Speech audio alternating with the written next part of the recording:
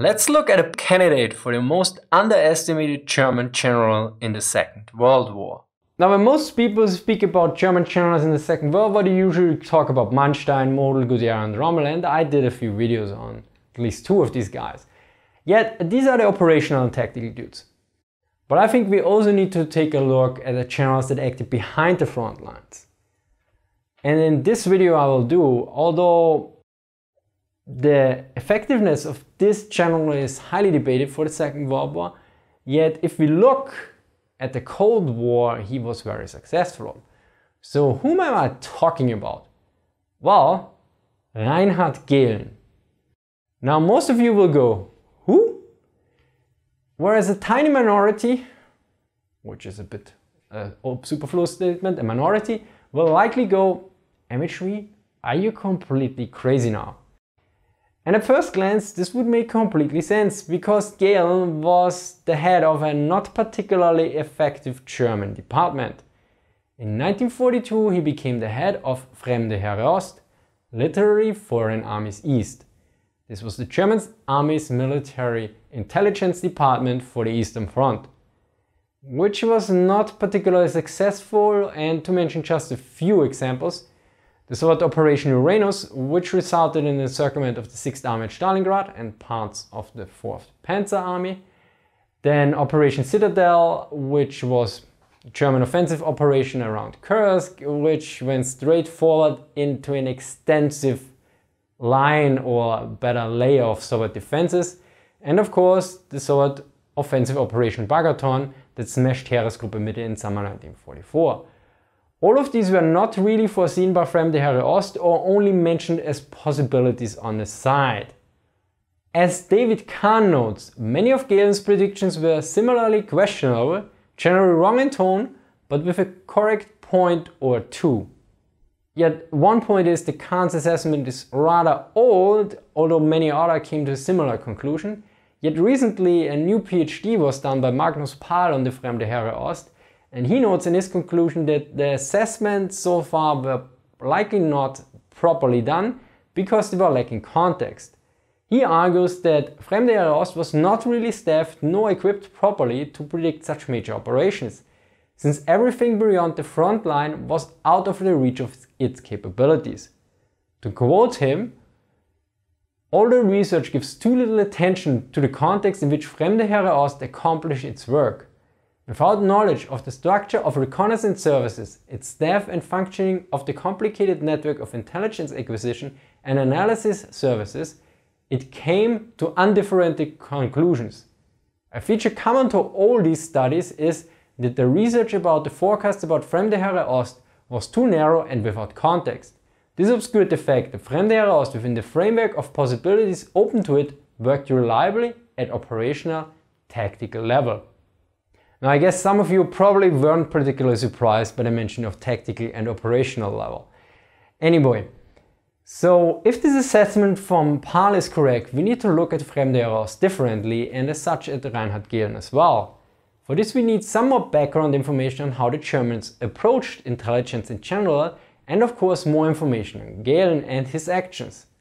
For the German intelligence work was almost always the back burner and usually staffed the positions with second-rate officers. The first-rate officers usually were put into the 1A position. The 1A was the first general officer and the deputy of the divisional commander. Staff above the divisional level had a separate deputy commander, the chief of staff. He supported the divisional commander in the deployment and command of the division and led the staff work of the divisional staff. Whereas the 1C was responsible for intelligence and counterintelligence and was often staffed with reserve or second-rate officers. As such, Gehlen at first was not happy that he was appointed as chief of Fremde Heere Ost. Yet he was clearly not a second-rate officer from anything we know. Quite on the contrary, he was an outstanding performer and convinced soldier. He joined the Reichswehr in the 1920s, while it was under heavy restrictions from the Versailles Treaty. This meant that only very few officers were allowed. As such, each officer was handpicked from a pool of highly qualified personnel. Now some of Gehlen's colleagues noted that he was actually too ambitious. And he was very focused on being a soldier, which is probably best demonstrated by the following episode. He actually had the option to marry into a rich family and take over the family business. He had a girlfriend, the daughter of a prosperous industrialist and competition rider, who gave him the choice of marrying her and taking over the running of her fortune, which meant the abandonment of his military career, or remaining a soldier. Gehlen decided on the later. Now later, Gehlen attended the Kriegsakademie, the War Academy. This was a highly prestigious institution where the Germans trained their general staff officers, and he graduated at the second best of his year. In the general staff he worked at the Operationsabteilung, the operations department, and since the Germans were so heavily focused on operations, this was one of the most important institutions, which was usually for the best of the best. So although Gehlen became the head of an intelligence department that was generally not seen as an important institution within the German military tradition, he was not second-rate, quite far from it. Chief of the Operationsabteilung and Gehlen's direct superior officer, Oberst im Generalstab, Colonel in the General Staff, Adolf Heusinger, was apparently very satisfied with Gehlen. Gehlen was seen as a top performer, and in an appraisal of the 19th February 1941 he was highly commended. Just as a general officer should be, stands out well above average in personality, skill and diligence, of exceptional professional ability and forward thinking.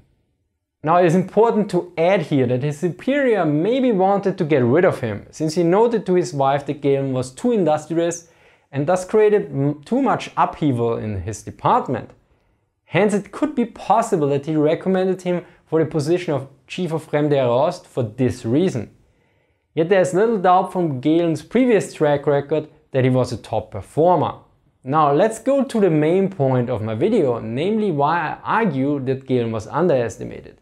This actually focuses mostly on the late war and the Cold War, which in Gehlen's case is actually very closely connected. Gehlen was rather aware how bad the war was going for Germany, and as such he made various preparations.